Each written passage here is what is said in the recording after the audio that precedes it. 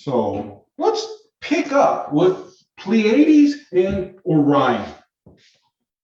And they've been mentioned more than once, and they're mentioned throughout the book. I had the privilege of reading, well, 4/5 of it. There's still a section of it that I just stopped reading. It's difficult for me, but I'm seeing other things in it because I've looked in other directions. So with the idea of Pleiades and Orion being paired together so many times, there has to be more to it than that. There has to be more than just constellations of stars. There's got to be another meaning there. And yes, I'm going to go back and talk a little bit about Nostradamus one more time. Maybe we won't get cut off. I bet it was Nostradamus that did that. Cut us right off. There's probably a quatrain about it. Yeah, a quatrain. And those quatrains don't make sense. And the reason why they don't make sense is because the language that he uses, the words that he uses, are based on astronomy, astrology, and pagan references. And he was exposed to all kinds of stuff, kind of like Swedenborg, not as esoteric as Swedenborg. And the other thing about Nostradamus is he did not like ignorant people. And he didn't like people who were full of themselves. So those were his targets. All those quatrains were to poke fun at everybody. So yeah, he's up there just chuckling away at us. I have a problem with ignorant people. Don't get the call. So I did some checking, and I discovered that Pleiades is a reference to 7 sisters who were the daughters of the Titan Atlas. And they're also known as the 7 virgins of spring. So what does that tell us? Reference to the equinox. That's good. Spring equinox. That's good. Any thoughts, Reverend Thomas? No, just trying to follow what you're saying there. Okay. Well, what are virgins? Virgins are empty vessels. Does that remind you of anything? Probably not. All these lessons I've been giving, and nobody has their notes handy. It's just a joke. Don't rack your brains with it. But here's the thing. Orion pursued these 7 sisters. And Orion is associated with storms, violent storms. So we have a reference here to the 2 basic principles in nature, which are, anybody? Active, passive. Exactly. Receptive. Same thing. Passive, receptive, passive, either one works. But you can also think of it as dynamic and potential. So that's what we've got going on here. Perhaps he's talking about these 2 influences. And the next universe, well, we have an idea of what he could be talking about with the next universe. We call it the soul realm. David Bohm calls it the universe of potential realities. We know what he's talking about there. So we've also got the blueprint for this physical universe, and the world of negative mass pre-exists in the higher heavens, and the star codes of the Pleiades. So what are your, yes? Star codes. Star codes. Think about it. What might star codes suggest? And try not to get caught up with this astronomical references.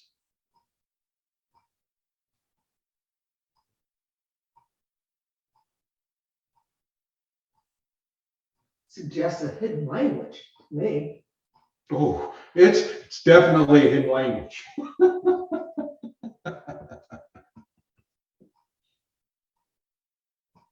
Any thoughts you'd like to offer, Reverend Thomas? Just that it's one of those situations that perhaps where we can get too caught up in the literal, because when you have something that you're trying to describe that is kind of beyond, greater than the sum of our understanding, you may use something as a reference point, or it's kind of like talking about, God in heaven. All right, heaven becomes this place that you use as the reference point to describe whatever it is that you think is going to happen there. And that perhaps the Pleiades and the Orion, these star systems that were so readily recognizable, became the reference point for trying to describe what they're about and what they mean. And doesn't have anything to do with, if we made a rocket and we went there, we're not going to find magic answers or something. It's a reference point for our discussion and for our understanding of a greater principle.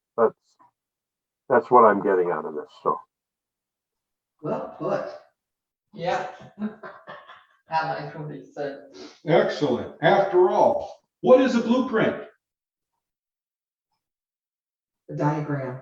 A Yeah. diagram. Okay. What is it? Potential. Okay, potential, yes. What is it that all religions have in common? That there is a divine, Creator. Yeah. okay, a divine, Intelligence. Divine essence. Divine presence. a divine blueprint, Divine blueprint. which is a divine, Potential. stuck on potential, Your word. a Yeah.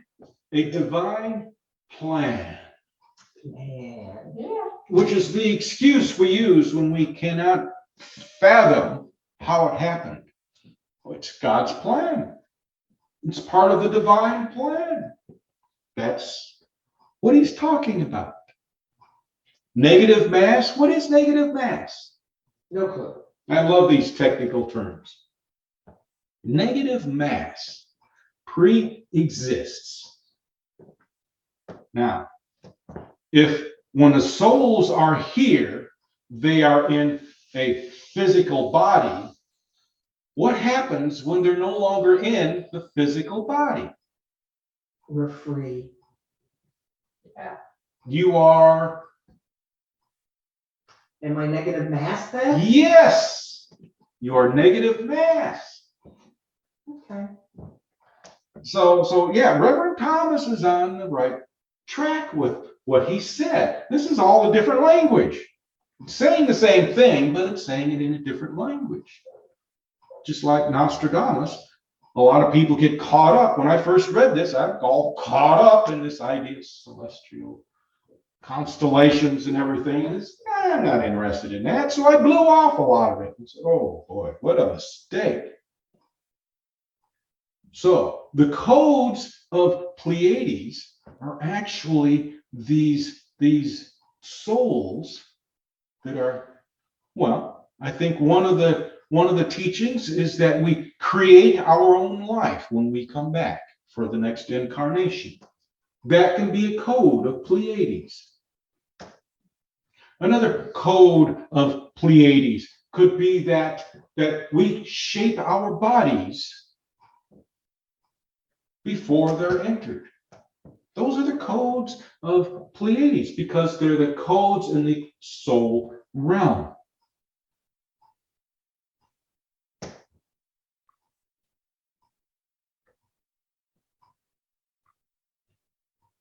So we have Pleiades, which is the soul realm, and then we have Orion.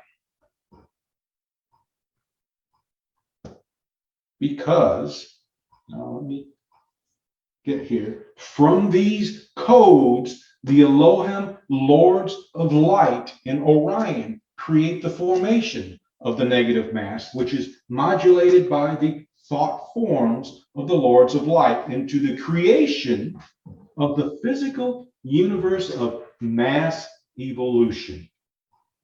Holy shit. What a mouthful.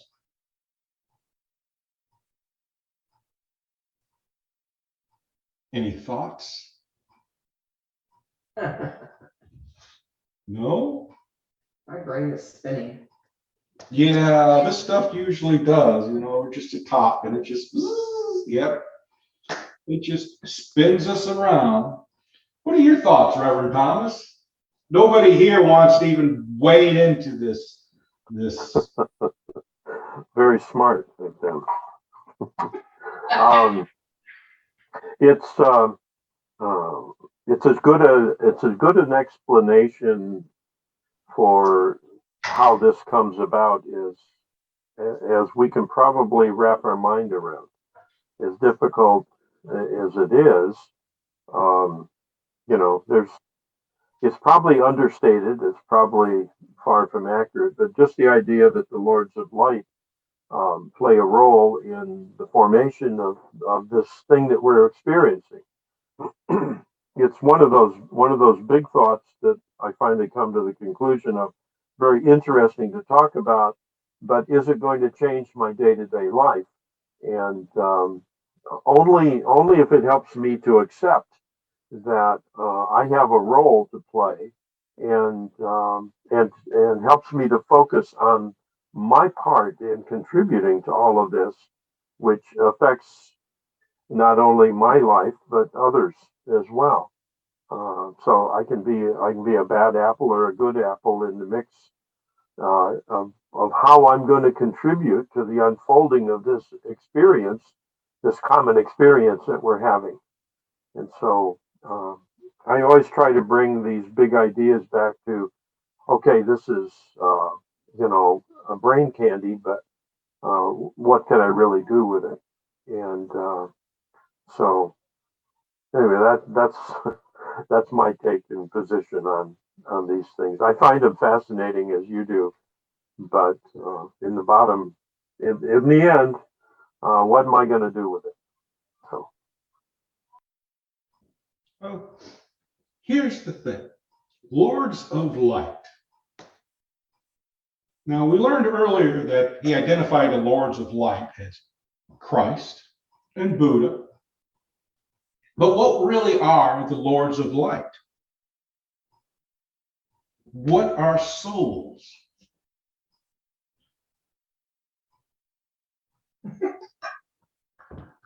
Light. Right? Emanation of light. Souls are always described as being luminous.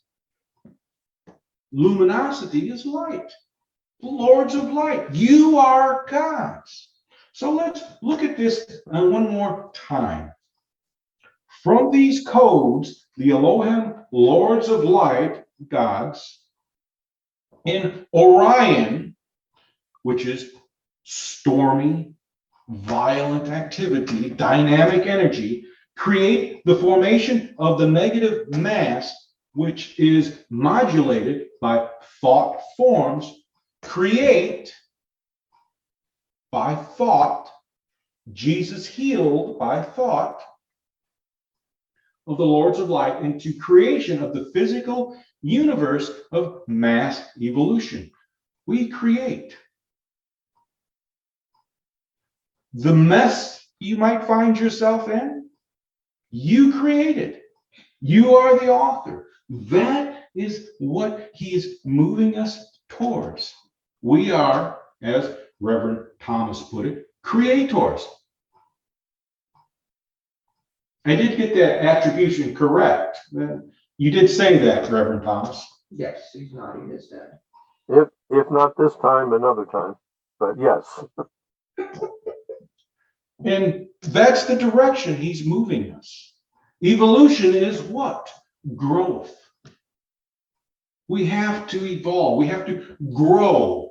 And where is it that we grow best, that they tell us? When we are in a body. When we actually feel the pain of our activities.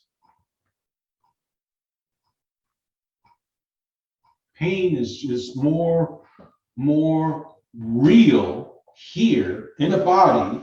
Chronic pain, get stabbed or whatever. Pain is just so much real, it insinuates itself into our reality that, what he's saying is, you learn best when you're in this form. So, yeah, he's got these big, huge words for these mind-blowing concepts. And they're no different than the same concepts we've looked at in other writings. The Hermetic philosophy, the Hermetic sayings, oh boy, those are every bit as bad as this. Emanuel Swedenborg's writings, every bit as bad as this, written in a language that he understands. This is written in a language that J.J. Hertog understands. Who is, if I recall correctly, of the Jewish teachings. He's not if I recall correctly, I don't believe he's an astronomical scientist or anything. He's more in sociology, anthropology, that type of thing. But he's making these connections, and he writes out everything that he's experienced in this. Well, he doesn't say it's a vision. He says he was not given this in a vision. So he participated in it. It's like, oh, wait a moment. It's like the Book of Enoch. He participated in it. Unfortunately, the Book of Enoch has disturbing language. This has confounding language. Perhaps he's poking fun at the intelligent people who are full of themselves and the others who are dreamers. Perhaps he's doing this. I don't know. But when we put it in these terms here, when we discuss it, we find something different. So, what are your thoughts? How bad did I scramble your brains? Pretty badly. Yeah, you know what I just heard? That it's all a riddle.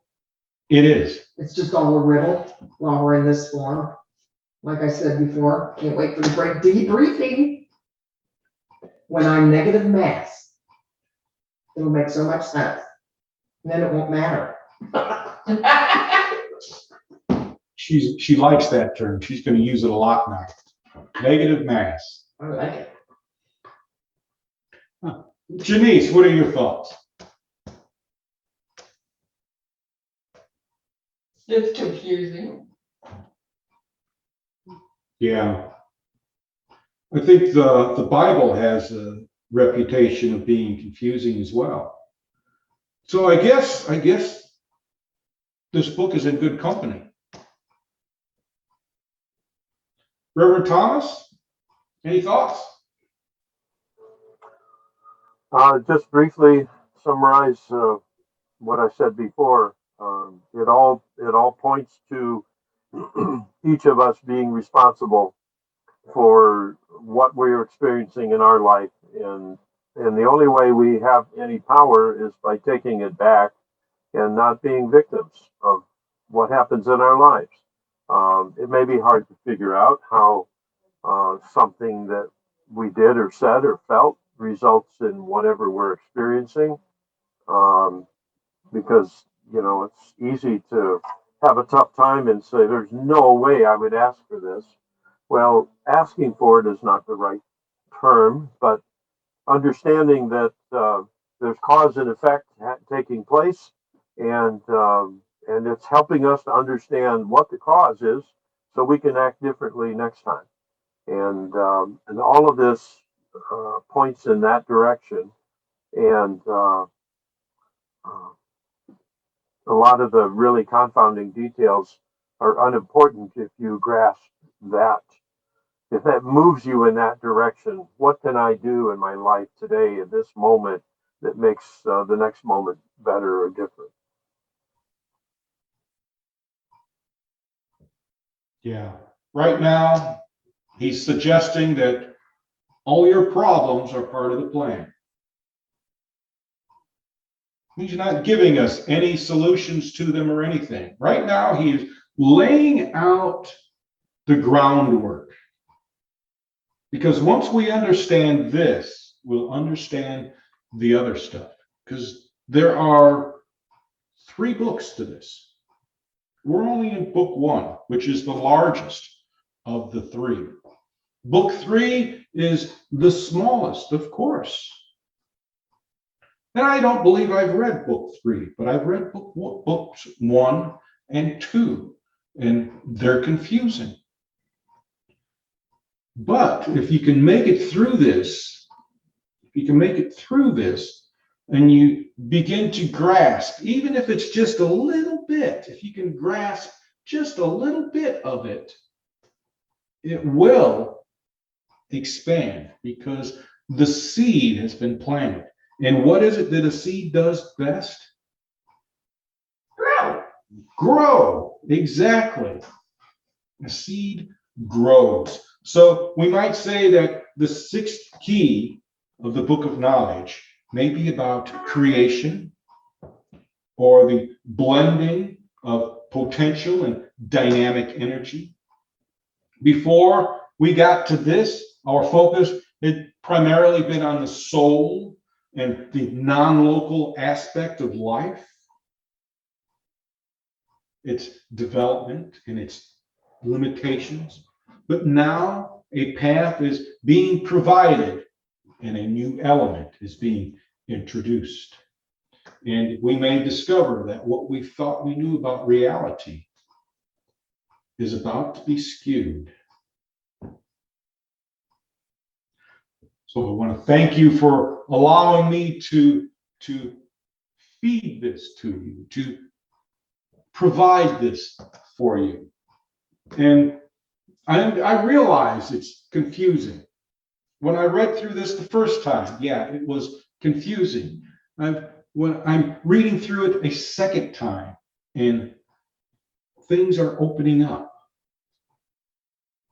And we will talk, maybe not necessarily about from the book of knowledge, but these concepts that are being presented, we will talk about again, because we've already talked about a lot of them before this. And I want to thank you for allowing me to share, and I want to thank you for your thoughts and your participation.